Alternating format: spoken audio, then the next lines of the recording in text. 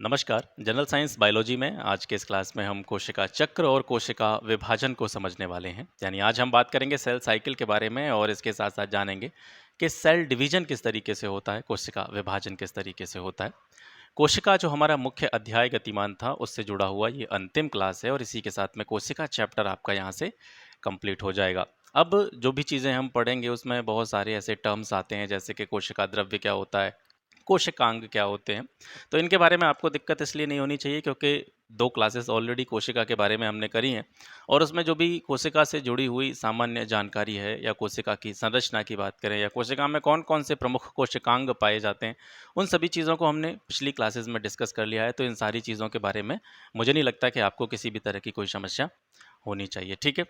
तो चलिए स्टार्ट करते हैं। सबसे पहले समझते हैं कि सेल साइकिल क्या होता है, कोशिका चक्र क्या होता है। तो कोशिका चक्र के बारे में सबसे पहली चीज़ यही आपको पता होनी चाहिए कि कोशिका चक्र या सेल साइकिल को सबसे पहले किसके द्वारा प्रेजेंट किया गया था, किसके द्वारा प्रस्तावित किया गया था।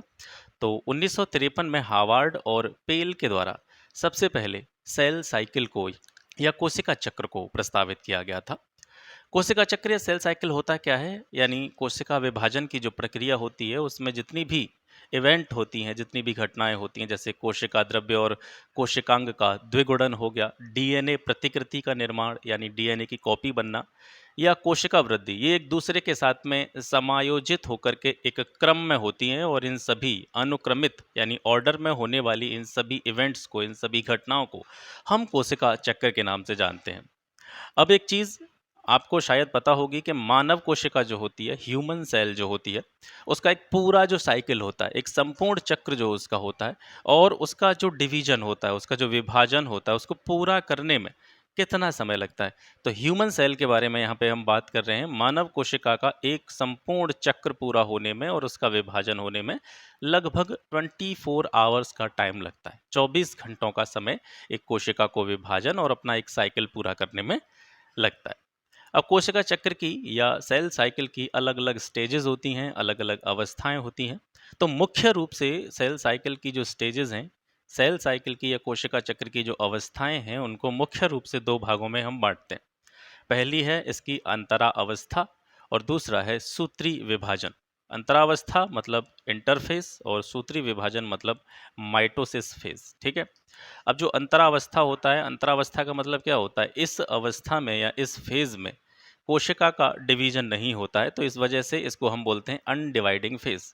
मतलब अंतरावस्था जो इसकी कोशिका चक्र की स्टेज होती है, अवस्था होती है, इसमें कोशिका का विभाजन नहीं होता है। इसी वजह से इसको हम अनडिवाइडिंग फेज के नाम से भी जानते हैं। सूत्री विभाजन जिसको माइटोसिस फेज कहते हैं, तो इस स्टेज में कोशिका का क्या होता है? विभाजन होता है।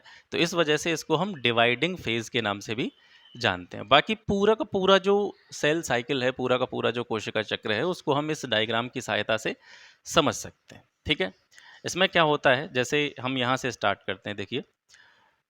ये जो पूरी अवस्था जिसको मैं अंडरलाइन कर रहा हूँ, यहाँ से लेकर के यहाँ तक, ठीक है? यहाँ से लेकर के यहाँ तक, इस पूरी अवस्था को, इस पूरी स्टेज को हम बोलते हैं अंतरावस्था या इंटरफेस, ठीक है? अंतरावस्था या इंटरफेस। अब इस अंतरावस्था या अनडिवाइडिंग फेज को, इंटरफेस को भी हम अलग-अलग पार्ट्स में डिवाइड करते हैं, ठीक है? ये पूरी की पूरी यहाँ से क्या है? यहाँ से लेकर के यहाँ तक, इस डायग्राम के जो 3 पार्ट आपको दिख रहे हैं, ये वाला और ये वाला। ये पूरी की पूरी जो स्टेज है, ये इसका इंटरफेस है, अंतरावस्था है या अनडिवाइडिंग फेज है। इसको हम 3 भागों में डिवाइड करते हैं। इसका जो पहला पार्ट होता है वो होता है G1, दूसरा पार्ट S होता है, तीसरे पार्ट को हम G2 से प्रेजेंट करते हैं। अब ये G1, S या G2 ये क्या है? इसको आगे डिटेल में समझेंगे, लेकिन फिलहाल इसका एक छोटा सा एक व्यू आप यहाँ से देख लीजिए। तो अंतरावस्था के जो 3 फेज हैं, G1, S और G2, इसमें G1 क्या होता है? G1 जो होता है इसमें कोशिका वृद्धि करना प्रारंभ करती है, ठीक है? इसमें क्या करती है कोशिका? कोशिका की ग्रोथ होती है, कोशिका की वृद्धि होती है। एस वाले फेस में जब कोशिका आती है, एस वाले फेस में कोशिका की और अधिक वृद्धि होती है और इसके साथ साथ जो इसका डीएनए होता है या डीएनए का जो एक तरह से कहते हैं प्रतिकृति निर्माण या कॉपी निर्माण, वो यहाँ से स्टार्ट होने लग जाता है। और इसका जो तीसरा फेज है, इंटरफेज का जो तीसरा फेज है, उप फेज इसको बोल सकते हैं G2, इसमें कोशिका विभाजन के लिए या दो संतति कोशिकाओं में बंटने के लिए वृद्धि और तैयारी करना प्रारंभ कर देती है। याद रखेंगे G2 जो फेस है, यहाँ पर कोशिका पूरी तरीके से विभाजित नहीं होती है, एक तरह से प्रिपेयर हो जाती है अगले स्टेज में जाने के लिए, और अगले स्टेज में जाकर के वो क्या हो जाती है, विभाजित हो जाती है। तो अंतरावस्था, क्योंकि हमने स्टार्टिंग में ही इसको देखा था, ये क्या था, ये अनडिवाइडिंग फेज था। तो चाहे G1 की बात करें, S की बात करें, G2 की बात करें, इन तीनों इंटरफेस के जो तीनों कह सकते हैं पार्ट हैं, इसके जो सब पार्ट हैं, इनमें कोशिका का विभाजन नहीं होता है। अलग अलग पार्ट्स की मैंने बता दिया। G1 फेज जो होता है, इसमें कोशिका वृद्धि करती है, S वाले में क्या करती है, वृद्धि और इसका प्रतिकृतिकरण होता है, DNA कॉपी निर्माण स्टार्ट होता है। G2 में कोशिका विभाजित होने के लिए तैयार हो जाती है। अब इसके बाद में इसका जो दूसरा फेज आता है, जो हमने यहाँ पे पढ़ा था, सूत्री विभाजन यानी माइटोसिस फेज, ये डिवाइडिंग फेज है। यहाँ पर कोशिका जो है अपने ही समान दो संतति कोशिकाओं में या डॉटर सेल में डिवाइड हो जाती है। तो जो दूसरा वाला फेज है सूत्री विभाजन, सूत्री विभाजन को यहाँ पे हम चार अलग अलग पार्ट्स में डिवाइड करते हैं। इसकी एक होती है पूर्वावस्था, फिर उसके बाद में आती है मध्यावस्था, फिर आती है इसके बाद में पश्चावस्था, और सबसे अंत में आती है अंत्यावस्था। और इसी अंत्यावस्था के बाद में जो साइटोकाइनेसिस की प्रक्रिया होती है, वहाँ पर जाकर के कोशिका जो होती है दो अलग डॉटर सेल्स में डिवाइड हो जाती है। ठीक है, तो ये एक हल्का सा मैंने यहाँ पर आपको इंट्रो दिया। इसके बाद में इन सभी अवस्थाओं को समझते हैं, किस तरीके से कोशिका वृद्धि करती है, सेल साइकिल किस तरीके से चलता है। ठीक है, तो सबसे पहले हम बात करते हैं किसके बारे में, अंतरावस्था के बारे में, जो हमने सबसे पहले यहाँ पर देखा था, इंटरफेस, अनडिवाइडिंग फेज। अंतरावस्था में कोशिका में वृद्धि होती है, इसके साथ साथ उसमें जो आनुवंशिक पदार्थ मौजूद होता है, यानी DNA जो मौजूद होता है, उसकी प्रतिकृति का निर्माण प्रारंभ हो जाता है, DNA की कॉपी बनना स्टार्ट हो जाता है।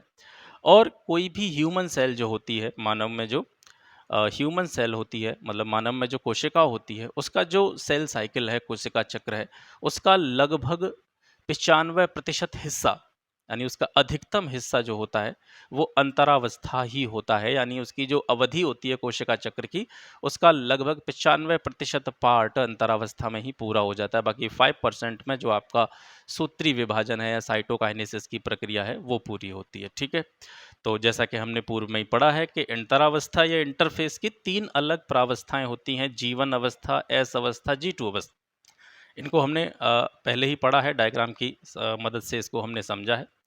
तो G1, S और G2 अवस्था के बारे में तो पढ़ेंगे ही पढ़ेंगे, साथ में इस डायग्राम में यहाँ पर आपको G0 अवस्था नज़र आ रही होगी, G0 अवस्था नज़र आ रही होगी। इसको कोशिका का विश्राम काल हम कह सकते हैं, कोशिका की विश्राम अवस्था कह सकते हैं। तो ये विश्राम अवस्था क्या होती है कि जो भी कोशिका चक्र की प्रक्रिया हो रही होती है, तो कोशिका चक्र का जो रेस्टिंग पीरियड होता है, आराम का समय होता है, वो G0 प्रावस्था होती है। क्या होता है इसमें कि कभी कभी कोशिका जो होती है अपना जो सामान्य सेल साइकिल है, कोशिका चक्र है, उससे निकल करके अस्थायी रूप से, स्थायी रूप से नहीं, अस्थायी रूप से विभाजित होने की जो प्रक्रिया है उसकी, उसको बंद कर देती है कभी कभी। मतलब आप इस तरीके से समझ सकते हैं कि कोशिका रेस्ट कर रही होती है, सब के हमने बहुत काम कर लिया, आप थोड़ा सा रेस्ट कर लें, तो अस्थायी रूप से वो कोशिका चक्र की प्रक्रिया को बंद कर देती है, यानी विभाजित होने की जो प्रक्रिया है उसको बंद कर देती है। इसी अवस्था को हम G0 प्रावस्था या G0 प्रावस्था के नाम से जानते हैं। इसके बाद में G1 फेस आता है। G1 फेस में कोशिका वृद्धि करना प्रारंभ करती है, जैसा कि हमने स्टार्टिंग में डायग्राम में देखा, इसमें कोशिका वृद्धि करना प्रारंभ करती है। और पिछली क्लास में जो हमने अलग अलग कोशिकांगों के बारे में पढ़ा, ठीक है, जो कोशिका द्रव्य के अंदर बहुत सारे सेल ऑर्गेनेलिज पाए जाते हैं, ठीक है, अलग अलग कोशिकांगों को हमने पिछली क्लासेस में डिस्कस किया है। तो जितने भी कोशिकांग होते हैं उनकी प्रतिकृतियों का नव निर्माण जो होता है वो G1 फेस में होता है, याद रखेंगे। एस फेस में जब कोशिका आती है तो इसमें क्या होता है, जो मात्र कोशिका है, मात्र कोशिका कौन सी, जिसने वृद्धि करना प्रारंभ किया है, जो कोशिका वृद्धि करना, यानी G1 फेस से जो कोशिका जिसने वृद्धि करना प्रारंभ किया था वो मदर सेल है। मदर सेल इसको क्यों कहते हैं, क्योंकि जब कोशिका चक्र की प्रक्रिया पूरी होगी, जब सेल साइकिल पूरा होगा, तो साइटोकाइनेसिस जो इसका एक फॉर्म है, साइटोकाइनेसिस में क्या होता है कि जो मात्र कोशिका है जो यहाँ से वृद्धि करना प्रारंभ कर रही है, मदर सेल है, ये दो अपने ही समान संतति कोशिकाओं में विभाजित होगी। यानी उन संतति कोशिकाओं को हम बोलेंगे डॉटर सेल, क्योंकि वो डॉटर सेल इसलिए है क्योंकि वो इसी मदर सेल से उत्पन्न होती है ना। तो S1 फेज में जो हमारी मात्र कोशिका है, जो हमारी मूल कोशिका है, वो नाभिक में उपस्थित डीएनए की पूर्ण कॉपी का निर्माण करती है, प्रतिकृति का निर्माण करती है, ताकि दो समान कोशिकाओं का निर्माण किया जा सके। इसके बाद में G2 फेज आता है। इसमें कोशिका और अधिक वृद्धि करती है, और ज़्यादा इसमें ग्रोथ होती है, और G2 फेज में ही प्रोटीन और आरएनए का निर्माण होता है, और इसी के आगे कोशिका विभाजन की ओर जो है प्रस्थान करने लग जाती है। इसके बाद में M फेज आता है आपका। एम फेज, ठीक है। एम फेज का मतलब क्या है? ये सूत्री विभाजन का ही फेज है, ठीक है। सूत्री विभाजन का ही फेज है। कोशिका अपने डीएनए को दो प्रतिकृतियों में विभाजित कर देती है। जो डीएनए का निर्माण हुआ था, ठीक है, जो डीएनए का निर्माण पूर्व में हुआ था, उस डीएनए को दो अलग कॉपीज में डिवाइड यहाँ से कोशिका जो है कर देती है, और कोशिका द्रव्य का विभाजन जो होता है, इसी से दो संतति कोशिकाओं का या डॉटर सेल का निर्माण होता है। एम फेज में दो स्थितियां होती हैं। पहली स्थिति को बोलते हैं हम कैरियोकाइनेसिस, दूसरी स्थिति को बोलते हैं साइटोकाइनेसिस, ठीक है। कैरियोकाइनेसिस और साइटोकाइनेसिस। कैरियोकाइनेसिस, इसमें कोशिका के जो गुणसूत्र होते हैं, क्रोमोसोम्स जो होते हैं, उनका विभाजन होता है, इंपॉर्टेंट है। और साइटोकाइनेसिस में क्या होता है? कोशिका द्रव्य का विभाजन होता है, यानी साइटोप्लाज्म का विभाजन होता है, याद रखेंगे। कोशिका विभाजन के प्रकार, मोड्स ऑफ सेल डिवीजन। तो कोशिका विभाजन के प्रकारों के बारे में बात करें तो दो तरह के विभाजन कोशिका में होते हैं। एक असूत्री विभाजन होता है, जिसको मिटोसिस बोलते हैं, और समसूत्री विभाजन को माइटोसिस बोलते हैं। असूत्री विभाजन क्या है? ये कुछ विशिष्ट कोशिकाओं जैसे कार्टिलेज, कशेरुकी जो होते हैं, कशेरुकी आप पता होगा किसको कहते हैं, कशेरुकी पहले हम बता चुके हैं आपको। तो कार्टिलेज, कशेरुकियों की जो भ्रूण झिल्ली होती है, वृद्धि ऊतक होते हैं, और कुछ जो रोगग्रस्त ऊतक होते हैं, उनमें असूत्री विभाजन की प्रक्रिया होती है, ठीक है। सॉरी। और समसूत्री विभाजन की जो प्रक्रिया होती है, इसमें क्या होता है? इसमें विभाजन के बाद में जो संतति कोशिका है, डॉटर सेल है, उसमें क्रोमोसोम्स की संख्या, गुणसूत्रों की संख्या मात्र कोशिका यानी मदर सेल के समान होती है। यही समसूत्री विभाजन का सबसे इंपॉर्टेंट पॉइंट है, जो पूछा जाता है। पूछा क्या जाता है कि समसूत्री विभाजन में जिस मदर सेल से डॉटर सेल का निर्माण हुआ, तो मदर सेल में जितने क्रोमोसोम्स हैं, मदर सेल में या मात्र कोशिका में जितने गुणसूत्र हैं, उतने ही गुणसूत्र उसके डॉटर सेल में होते हैं, संतति कोशिका में होते हैं, ठीक है। और इसी वजह से इसको हम कायिक विभाजन भी कहते हैं, सोमैटिक डिवीजन भी कहते हैं। तो सबसे मेन पॉइंट जो समसूत्री विभाजन का है, वो आपको याद रखना है। वो क्या है कि इसमें जो मदर सेल में क्रोमोसोम्स की संख्या होती है, उतनी ही संख्या डॉटर सेल में होती है। समसूत्री विभाजन की 5 अवस्थाएं हैं: पूर्वावस्था, मध्यावस्था, पश्चावस्था, अंत्यावस्था और साइटोकाइनेसिस, जिसको मैंने आपको डायग्राम के माध्यम से बताया था। इसी को हिंदी में बोलते हैं कोशिका द्रव्य विभाजन, ठीक है। पूर्वावस्था को प्रोफेज बोलते हैं इंग्लिश में, मध्यावस्था को मेटाफेज बोलते हैं, पश्चावस्था को एनाफेज बोलते हैं, अंत्यावस्था को टेलोफेज बोलते हैं, और कोशिका द्रव्य विभाजन को साइटोकाइनेसिस के नाम से जानते हैं। कोशिका द्रव्य विभाजन शब्द बहुत ज़्यादा यूज़ नहीं किया जाता है। परीक्षाओं में जब भी प्रश्न पूछे जाते हैं, वहाँ पर साइटोकाइनेसिस वर्ड का सबसे ज़्यादा प्रयोग किया जाता है, ठीक है। तो इन पांचों अवस्थाओं को समझते हैं। ये पांचों अवस्थाएं ये कहाँ से आ गई? एक बार फिर से मैं आपको डायग्राम की तरफ लेकर के चलता हूँ। यहाँ से हमने G1 फेज के बारे में पढ़ा, G0 या जो विश्राम काल होता है कोशिका विभाजन की प्रक्रिया में, उसके बारे में पढ़ा, S वाले फेज के बारे में पढ़ा, G2 फेज के बारे में पढ़ा। सूत्री विभाजन हम पढ़ रहे हैं, और सूत्री विभाजन के ही पार्ट हैं पूर्वावस्था, मध्यावस्था, पश्चावस्था और अंत्यावस्था, ठीक है। अब इनके बारे में थोड़ा सा जान लेते हैं। इन चारों को मिलाकर के, पांचों को मिलाकर के हम M फेज के नाम से जानते हैं, ठीक है। देखिए, पूर्वावस्था यहाँ पे हो गया, मध्यावस्था हो गया, पश्चावस्था हो गया, अंत्यावस्था हो गया, और इसके बाद में साइटोकाइनेसिस जो कि 5वां पार्ट है उसका। इन सभी को मिलाकर के कोशिका विभाजन की प्रक्रिया में एम फेज के नाम से जानते हैं, ठीक है। तो इन सभी चीज़ों को यहाँ पर हम विस्तार में समझ रहे हैं, 5 अवस्थाओं को। तो सबसे पहले बात करते हैं पूर्वावस्था के बारे में, ठीक है।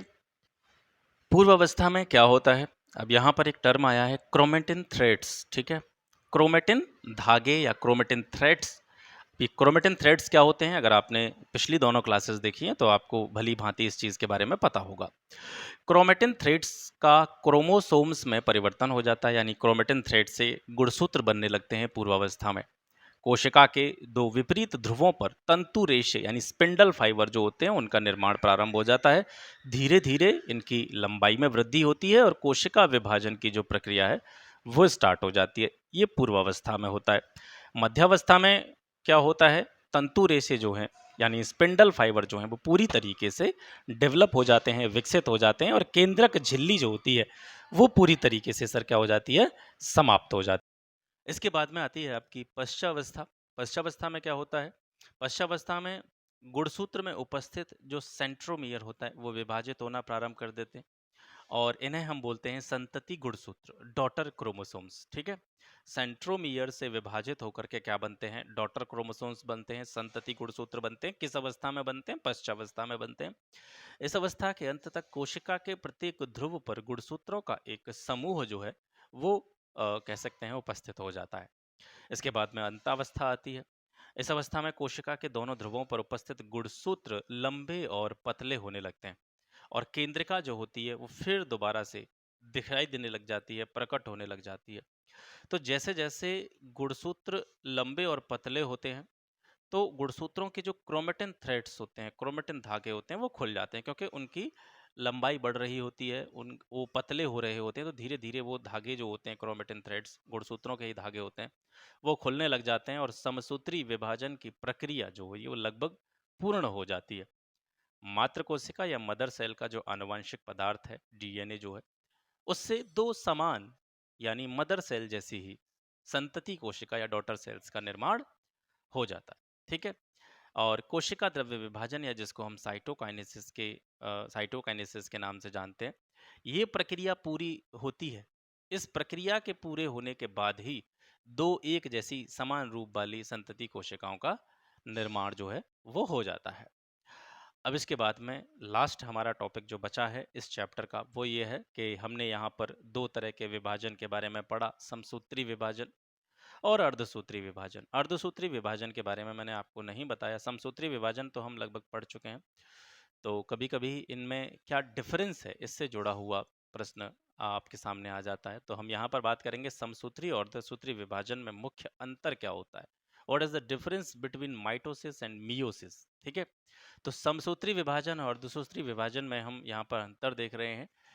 तो इसको बड़ा संक्षेप में ही मैंने लिखा है।